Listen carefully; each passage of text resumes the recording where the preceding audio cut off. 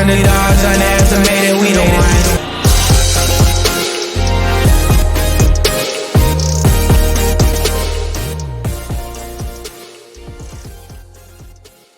It's the Underdogs coming back with you.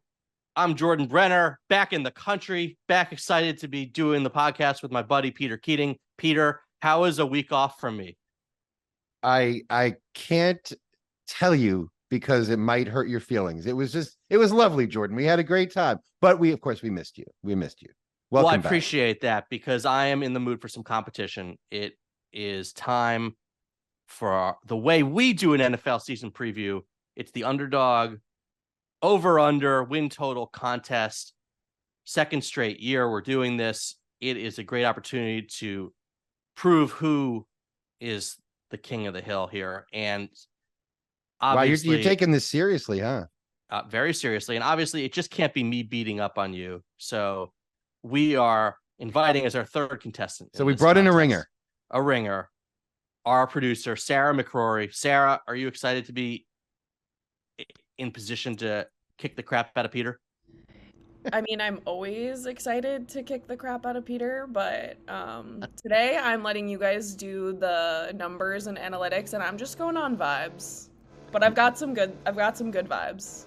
All right, so here's how this works, okay? It's going to be a snake draft, so whoever picks third will pick fourth again. You pick over-under win totals based off the current DraftKings lines. So it's simple. Let's say the Fighting Flounders are over under 3.5. Pick them to win over under. You get 5 points if you hit your over or your under. You get an additional 1 point for each game over that your team goes. So let's say again it was a 3.5 win total. They win 6 games, you get 2 bonus points in that case. All right, Peter, does that make sense to you? I know this is very complicated. It makes as much sense as any of these schemes and rules and stuff that you, but as far as I can tell, the further over we get from a team's win total, the better we do, right? If the team hits. Yes. Okay. Exactly. Well, that all makes sense. Also, right. I think the only flounders are around are the Arizona Cardinals. I would be shocked if anybody picks them, but I'd love it if somebody did. Would you be? Because as we start the draft with the first pick of the Underdog win total season preview draft, I'm taking the Arizona Cardinals over 3.5. No way. This is purely a strategic play, okay? That was one of mine. Well, I'm terribly sorry, but you guys are throwing away this pick. This team is a disaster. Jordan, we couldn't find a player to tell people to watch on this entire squad except for a rookie third-round defensive lineman pick. Who's on the team? I'm not saying they'll be good. They won't be. They may even be terrible, but here's the thing. Where's Kyler Murray? Where is he in cold storage? That's the point. They only have to win 4 games. And although Kyler Murray will miss the beginning of the season, he'll have 12 or 13 games. He's playing for his future. You know, they may be saying, bye-bye, Kyler. We're going for Caleb Williams next year. So he's got something to prove. This team will have a lot of nobody believes in us grit fight. I know they're supposedly tanking. Grit. The analytics for the number 1 pick in our overall over-under win draft is grit. They might not even let Kyler Murray play. I've got some analytics for you later, but this is just too low a number. And the way our contest works, look, if they win 6 games and still have a bad season, I'm getting 2 bonus points. Jordan, and there's very little room to go. Have you identified 4 games they can win on their schedule? They don't even need to look. I'm serious. There's not much room to go under 3.5. Let's put it that way. So I'm taking the Cardinals. I feel gross about it, but this is purely a play on the number. And if you want a stat, they were 2-6 in 1 score games last year. So a little bit better luck and maybe they win 4. All right. I'll make a side bet with you right now that they won't play 8 close games again this season. Probably true. All right, Sarah, you're up. Pick number 2. Okay, for this pick, I'm going to go with more of my hot take. And what I said based off vibes, I'm going with the Jets. And I'm going to say under 9.5. Wow, yes. Oh, yes. some New York hate. No, and Yes. I'm actually not a Jets hater, and I'll tell you why.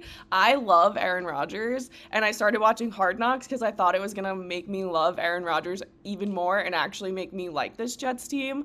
But all I've seen from watching Hard Knocks and their preseason is they have zero chemistry, and Aaron Rodgers is a bit of a weirdo. So I'm going under. I don't think they're going to Well, be remotely what people think they are. My biggest concern with the Jets is I still don't think that offensive line is good enough for what they want to do.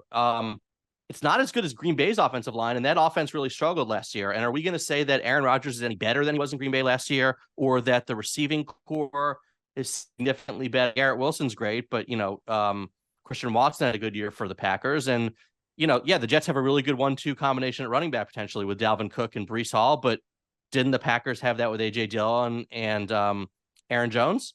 So Yeah, I'm with you here. There's a lot of downside.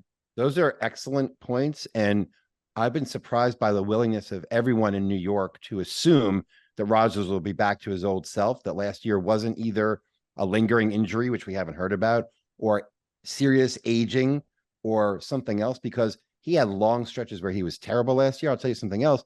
The Jets were one of the healthiest teams in the league last year. A lot of what we're going to be looking at today is who's going to bounce back either up or down because of various things that are due to luck. Injuries are a big one.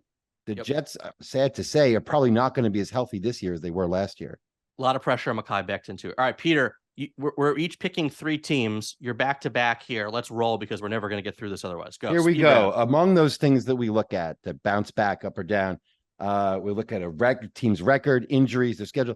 All of these things are pointing to a big breakout for my number 1 pick, the Chicago Bears, to go over 7.5. They were 1-6 last year in games decided by 7 or fewer points. Yes, they lost almost all of their games in almost the entire season, but a lot of those games are probably closer than you remember. Yes, they traded Robert Quinn, Roquan Smith, but they're a young team. They had a lot of cap space. They've added interesting players like DJ Moore, Tremaine Edmonds.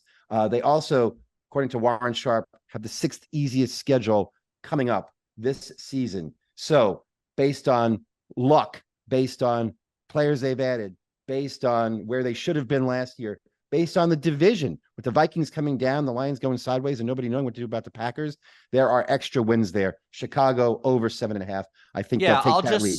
I'll just say that honestly, they were number 1 on my board, but I thought you were going to take Arizona. So I tried to sneak them back to the next round.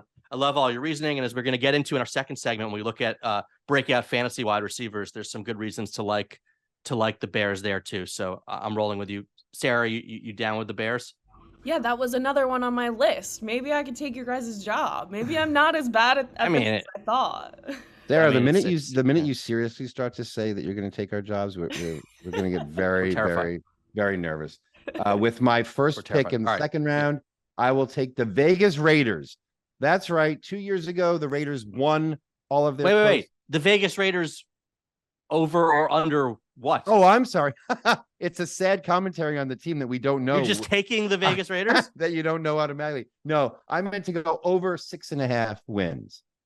Ooh. Yeah. 2 years ago, the Raiders won almost all of their close games, and everyone said they were a plucky, gritty, well-coached team.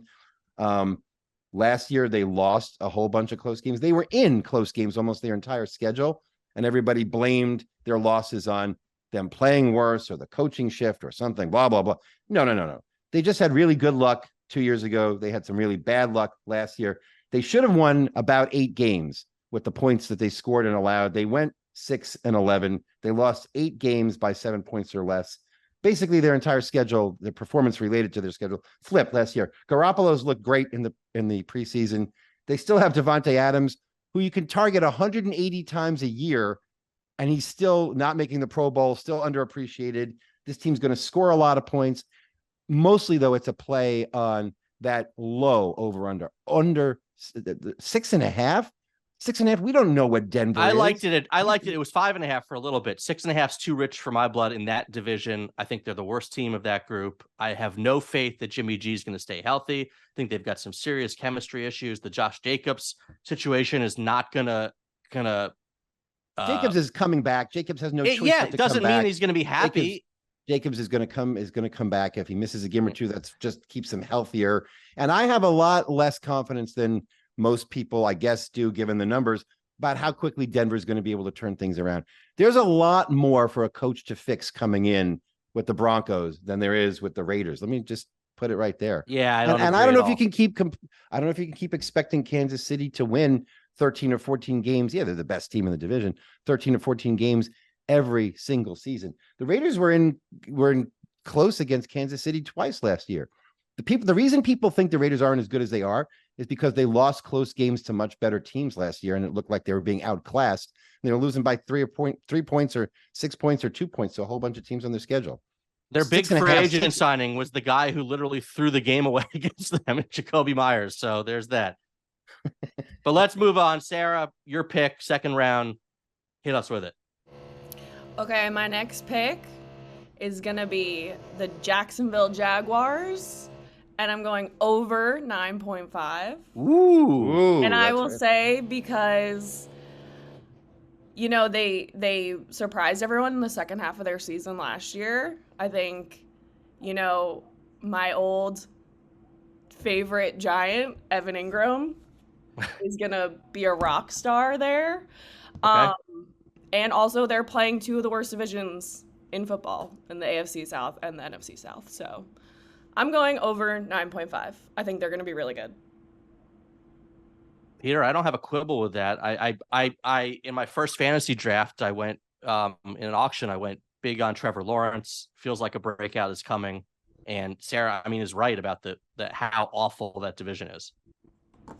Yeah, they benefit from that division in their schedule. And they benefit from having such a young roster. I mean, normally you'd expect to say about a team with 5 or 6 players, all of whom had career seasons, that couldn't happen again, except they're all really young on that team. So that team, right. the arrow's up. I mean, up past 9.5 is pretty rich, but it's up.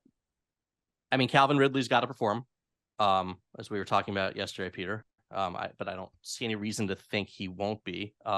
I've got some concerns on defense and a little bit with the line, but you know, that's why, I mean, 9.5 is a fair number.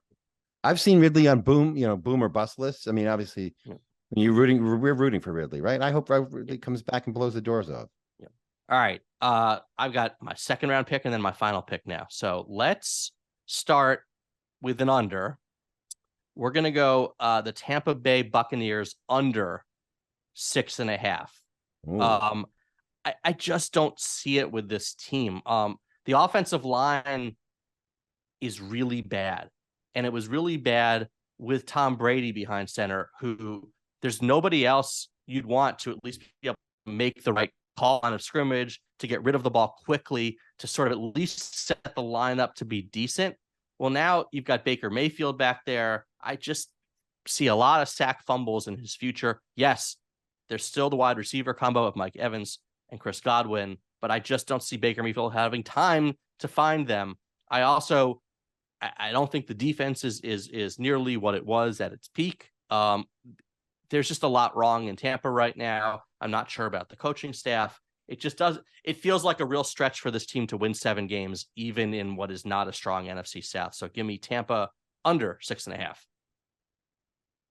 Yeah, look, as long as Mayfield is upright, they got a chance, I think, right? And I think their defense is probably a little bit better than you're estimating, but over the long haul, how can there's a lot there to fix too.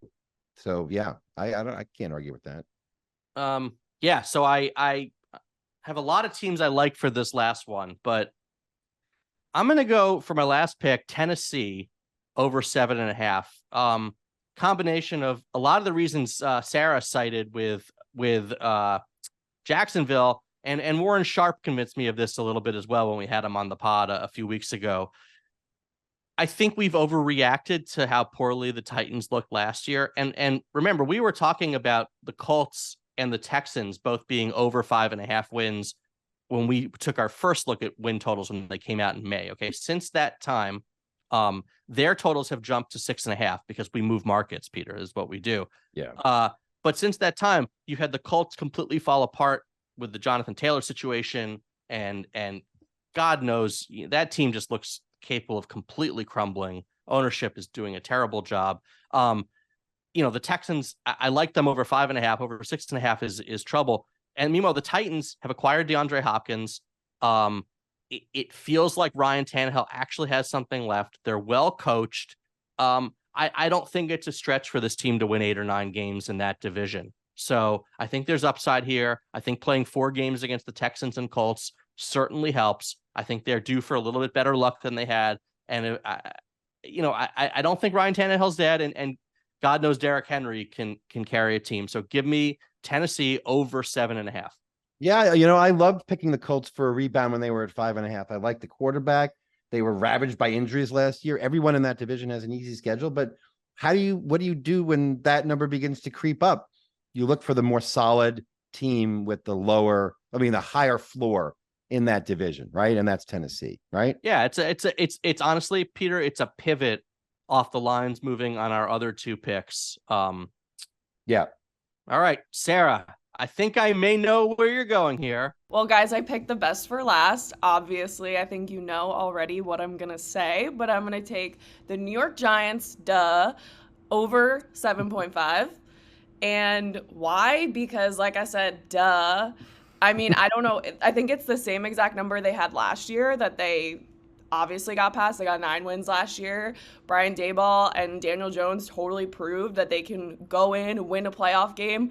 Daniel Jones had 0 wide receivers. He had 0 basically offense last year. They brought in a ton of guys. They have Darren Waller, Saquon's back, Jalen Hyatt. I mean, I'm so high on the Giants, obviously, but I think no problem. The Giants are going to be over 7.5 wins. All right, full caveat, we're all Giants fans here. Peter, what's your biggest concern with the Giants? My biggest concern Why do we have to talk about that? We don't have to talk about that. Well, I think, we have to acknowledge that the balls bounced the right way for the Giants last year an awful lot. Now some of their own good luck they made, right, with trick plays and covering up for injuries and creative coaching early in the season, but not a lot went wrong, and I just wonder if there's a coming back to earth. I think the basic foundational talent is there. I think they've done a great job of getting B-level players for depth. They're obviously well coached. So unless I'm going to say the quarterback, because I'm still not all the way there, but the quarterback's the guy and Saquon's back, and the defensive line is terrific. I just, they got then that's all fine. But then look at Philadelphia, right? I just feel like they have the basic guts of an 8 to 10 win team, not a Super Bowl winning team. But I think they're better than a 7.5 win team. I'm all in on the quarterback. I am there with him. I think he's terrific. I think he's been absolutely underrated because of how bad the offensive line and the surrounding talent was for a couple of years. My biggest concern is the schedule is much, much, much, much, much more difficult this year. And that's a real factor. I think you're right about the luck. And I think that you're right. The receiver talent is better this year. They'll be more creative. The defense had trouble stopping the run last year, and I'm still worried about starting 2 rookie corners. So I think there could be some problems on defense. We saw it crop up in the playoffs, but I'm excited for the season. But we're not done with the NFL. We're not done helping you yet. Yes, we got some sneaky wide receiver picks for your fantasy draft right after this.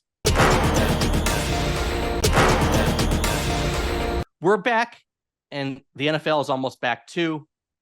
Fantasy drafts are in full swing. You got a week left to get your roster set, and receivers are so interesting. There's a lot of data to look at. Last year, Peter, we dug deep. We found some things that made a lot of common sense, right? Like if a receiver has an upgraded quarterback, generally his numbers go up. But if a receiver just changes teams without an upgraded quarterback, his numbers go down a little bit because adjusting to a new system, all the rest of that, right? But we also dug deeper than that and found a couple interesting details in the way receivers are utilized that can sort of help us find who was lucky, who wasn't, who's due for a drop and who's due for a breakout, right? Yeah. I mean, one key thing is you want to determine which statistics or which metrics are steady from year to year and which ones are really, really noisy, right? So some of the stats that have to do with the receiver's own innate skills, like generally, how far is a receiver targeted on average? Those hold up pretty steady from year to year. But the things that depend more on his usage, and also just have a lot more randomness involved, like catch percentage. How often when a guy is targeted, does he catch the ball? That bounces around a lot from year to year. And you can use that to see who caught more or fewer balls than you'd expect them to. It's a lot like batting average in baseball. Right, like BABIP versus Yeah. Got it. Okay. All right. So what let's talk about what we found this year in terms of, let's start with guys who maybe were unlucky or underperformed last year and should, with a normal catch percentage based on the way they're utilized, should have a bigger 2023. Right. So just looking at how deep the guys were targeted and how often they caught the ball, Deebo Samuel, we estimate, should have caught something like 73% of the balls thrown his way. Last year, now he was hurt part of the year, but he caught fewer than 60% of the passes that were targeted to him. That's a huge difference. Absent anything else changing, just bouncing back, just regular luck this season, you'd expect him to have a much higher catch percentage. That's super interesting, Peter, because, Deebo, I've kind of been a little bit down on because they use him so much as a running back in other ways. But now with McCaffrey and Mitchell there for a full season, I think we'll see less of Deebo as a running back, which maybe we do see a more efficient receiver version of him. Yeah, and if you have a higher catch percentage, doesn't necessarily mean you're going to have a better year, right? You may have fewer targets. Catching balls does help. But it's pretty basic to looking for guys who might break out. I think he's due for a pretty big bounce back. Also on that list, some of the guys on teams that we've noticed, like Robert Woods in Tennessee, DJ Moore coming to Chicago, Chase Claypool also now, right, with the Bears. These guys all caught fewer balls than they should have, given how they were being used. They're interesting candidates to do better this year. I'll tell you something else. Devontae Adams had 180 targets. I mentioned this earlier. 180 targets. He only caught about 55% of the passes that were thrown to him. Should have been a little higher, even though he's a deep threat. He could do even better this year than last year, just based on luck alone. And then let's go for our big three breakout receivers that we have. If you can explain how we get there, I'll hit them with the names. Okay. So Jordan, let's say we look at receivers who are better than average at every part of the receiving chain. How often he goes deep, how well he gets away from defenders. That's measured by a stat called separation. Mm-hmm. How often he draws throws from his team, what his percentage of the air yards that his team generates, and at catching the ball, catching percentage. Someone who's better than average at everything. Okay. Usually there's just one or two guys, the very best superstars in the league, who are above average in all those categories. And again, last year, Justin Jefferson, Tyreek Hill, CeeDee Lamb, they were three of the guys of the six who were above average at all of those segments. But there were three others who are not being drafted anywhere near those guys in fantasy drafts. That's right. You've got Tyler Lockett, who's checking in at receiver 29, Jerry Jeudy in Denver, receiver 28, and maybe my favorite, you can get him late. Yes. Late. Darnell Mooney is going as wide receiver 52. And yes, you if you're listening closely, we've now mentioned Darnell Mooney, DJ Moore, and Chase Claypool, all those guys who should be better. So the question is, can Justin Fields get them the ball? If he can, that team has some explosive potential, right? Yes, it does. That's one of the reasons I picked the Bears to go over 7.5 wins. And I love the Jerry Jeudy idea. I mean, if there's one thing we can have confidence in the new coaching regime in Denver straightening out, it's probably the Russell Wilson to his best receivers connections, right? Jerry Jeudy can do it all. And if he stays healthy, I love him as a breakout pick. So real quick on a couple busts, what I found interesting on the list that the numbers spit out was there's a bunch of elite receivers who had higher catch percentages than what would be predicted by their usage. Guys like Tyreek Hill, Stephon Diggs, Keenan Allen, Cooper Kupp. Maybe that's just evidence that they're really, really good and it won't regress. But there are a couple names at the top of the list who you wouldn't put in that class, who I would keep an eye on. One is Dallas Goedert, and the other is Noah Fant in Seattle. Both had significantly higher catch percentages than predicted. So some case to maybe fade a couple tight ends there, right? Yeah, those guys caught almost 80% of their targets last year. That's just not sustainable. You can catch 70% and still be an excellent player, but there's probably some air going to come out of their stats. On the other side, Dalton Schultz caught fewer than you'd expect, and I love him as a sleeper tight end candidate. All right. Well, Peter, you are my sleeper every time this year because, people doubt you. People don't expect you to come out with big picks. Who doubt you should have heard what Sarah was saying about you before the show, but then you hit us with big picks like betting on Jimmy Garoppolo to stay healthy for 17 games. So that's I'm betting on Darnell Mooney to snag as many targets as he can in Chicago and bust it. All right. Well, next week we'll be in a full week 1 preview mode. We'll be back with the underdog contest. I can't wait for that. Until then, I'm Jordan. That's Peter. Thanks, Sarah, for joining us, and we'll see you guys next week.